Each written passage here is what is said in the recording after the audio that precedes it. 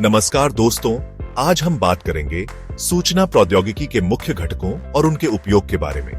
यह एक ऐसा विषय है जो आज के समय में बहुत महत्वपूर्ण हो गया है, क्योंकि हर क्षेत्र में इसका उपयोग बढ़ता जा रहा है।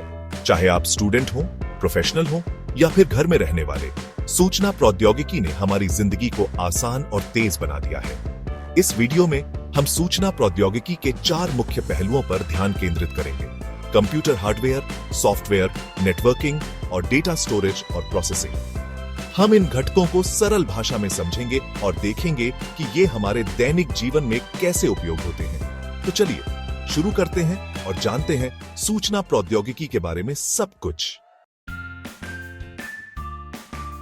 दोस्तों, जब हम कंप्यूटर हार्डवेयर की बात करते हैं तो हम असल में उस भौतिक चीज की बात करते हैं जिसे हम छू सकते हैं, देख सकते हैं। यह कंप्यूटर का शरीर है, जैसे हमारा शरीर। सबसे पहले आता है डेस्कटॉप कंप्यूटर, जो घरों और ऑफिस में आम है। इसमें एक अलग मॉनिटर, कीबोर्ड, माउस और एक सीपीयू होता है।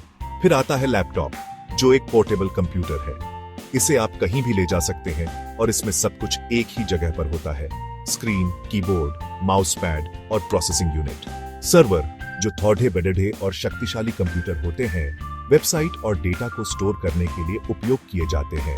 इनके अलावा और भी बहुत सारे हार्डवेयर डिवाइस होते हैं, जैसे प्रिंटर, स्कैनर, स्पीकर, जो कंप्यूटर सिस्टम का हिस्सा होते हैं। यह सब हार्डवेयर मिलकर हमें कंप्यूटर का उपयोग करने और कार्य करने की अनुमति देते हैं। अगर कंप्यूटर हार्डवेयर न होता तो हम कंप्यूटर का इस्तेमाल ही नहीं कर पाते। यह हार्डवेयर ही है जो सॉफ्टवेयर को चलाता है और हमें इंटरनेट से जोड़ता है। इसलिए यह समझना जरूरी है कि कंप्यूटर हार्डवेयर क्या है और यह कैसे काम करता है। दोस्तों, अब बात करते हैं सॉफ्टवेयर की, जो कंप्यूटर का दिमाग होता है। यह वह प्रोग्राम और निर्देश है जो हार्डवेयर को बताते हैं कि क्या करना है।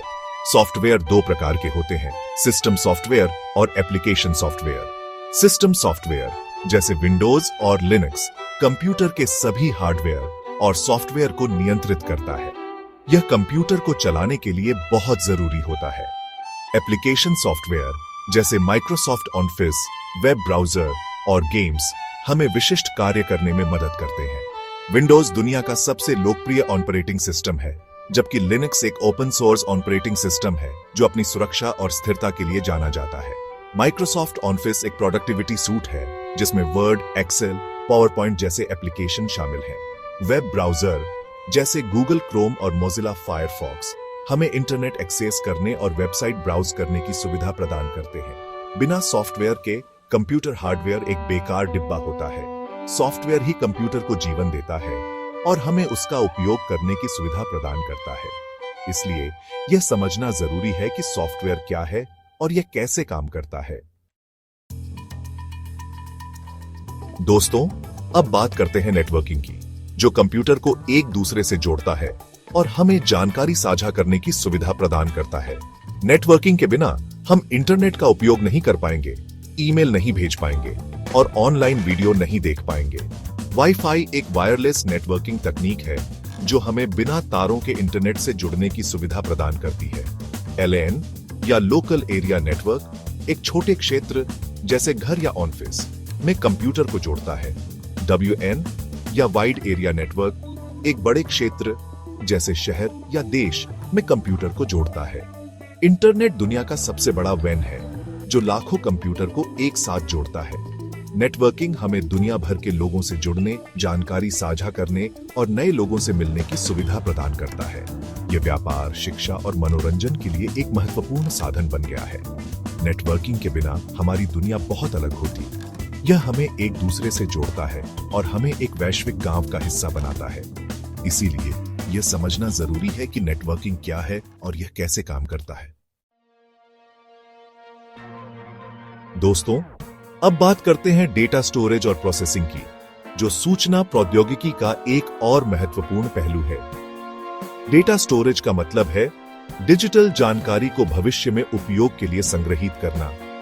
यह जानकारी टेक्स्ट, इमेज, वीडियो, ऑडियो या किसी भी अन्य रूप में हो सकती है। डेटा स्टोरेज के लिए हम hard drive, SSD, pen drive, memory card और क्लाउड स्टोरेज जैसे विभिन्न उपकरणों का उपयोग करते हैं। क्लाउड स्टोरेज हमें इंटरनेट पर डेटा स्टोर करने की सुविधा प्रदान करता है। जिससे हम अपने डेटा को कहीं भी कभी भी एक्सेस कर सकते हैं। डेटा प्रोसेसिंग का मतलब है संग्रहित डेटा पर विभिन्न ऑपरेशन करना, जैसे डेटा को सॉर्ट करना, फिल्टर करना, विश्लेषण करना और रिपोर्ट बनाना। डेटा प्रोसेसिंग हमें डेटा से अर्थपूर्ण जानकारी निकालने और उसका उपयोग बेहतर निर्णय लेने के लिए करने में मदद करती है। डेटा सेंटर बड़े सुविधा केंद्र होते हैं जहां विशाल मात्रा में डेटा स्टोर और प्रोसेस किया जाता है। डाटाबेस डेटा को व्यवस्थित करने और संग्रहित करने का एक तरीका है जिससे उसे आसानी से एक्सेस और प्रबंधित किया जा सकता है। डेटा स्टोरेज और प्रोसेसिंग आज के समय में बहुत महत्वपूर्ण हो गए हैं क्योंकि हम हर रोज विशाल मात्रा में डेटा उत्पन्न करते हैं। यह डेटा व्यापार, शोध, स्वास्थ्य सेवा और अन्य कई क्षेत्रों में महत्वपूर्ण भूमिका निभाता है। इसलिए यह समझना जरूरी है कि डेटा स्टोरेज और प्रोसेसिंग क्या है और यह कैसे काम करता है। तो दोस्तों, यह थे सूचना प्रौद्योगिकी के मुख्य घटक और उनके उपयोग। हमने देखा कि कंप्यूटर हार्डवेयर, सॉफ्टवेयर, नेटवर्किंग और डेटा स्टोरेज और प्रोसेसिंग मिलकर कैसे हमारे जीवन को प्रभावित करते हैं।